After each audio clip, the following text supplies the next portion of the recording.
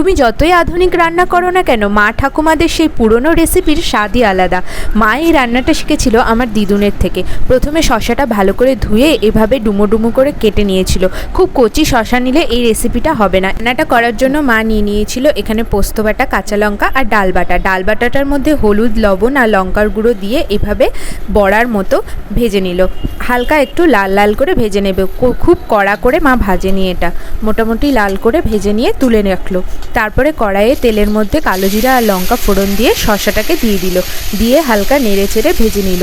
শশাটা ততক্ষণ অবধি ভাজতে হবে যতক্ষণ না এরকম গোল্ডেন ব্রাউন কালার হয়ে আসছে। আর হ্যাঁ, শশাটা ভাজার আগে কিন্তু লবণ দিলে হবে না, তাতে শশা থেকে জল ছেড়ে দেবে। তারপরে হলুদ, লবণ, লঙ্কার গুঁড়ো ও চিনি, তারপরে পোস্ত বাটাটা দিয়ে এইভাবে নেড়ে চেড়ে কিছুক্ষণ কষিয়ে নিয়ে তারপরে তার মধ্যে জল দিয়ে দিতে হবে।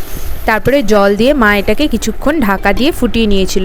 তারপরে এটা ফুটে গেলে তার মধ্যে বড়াগুলো দিয়ে আর কিছুক্ষণ ফুটিয়ে নিয়ে এভাবে গাঢ় হয়ে আসলে নামিয়ে নিতে হবে শশার এই রেসিপিটা।